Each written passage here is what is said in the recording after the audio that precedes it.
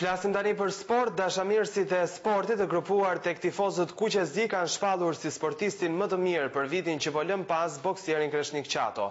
Në listën e të preferuarve përfshihen edhe Lorik Cana dhe Luan Krasniqi. Tifozat kuqezinj, ata që kanë qenë edhe ritmi i përhershëm i kombëtares në stadiumet shqiptare, kanë shpallur më të mirët e vitit që do të mbyllet. Kështu votimet e antarëve, tifozave kuqezi për arritjet e sezonit shkuar kanë përfunduar tashmë dhe kanë dalë edhe çmimet për kace.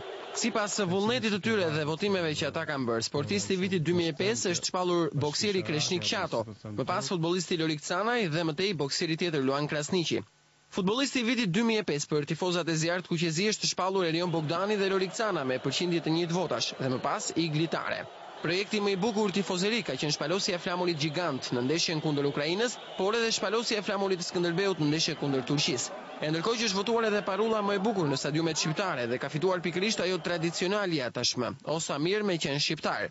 Por çmim kanë marrë edhe slogane të tjera si një komb, një kombëtare, United States of Albania.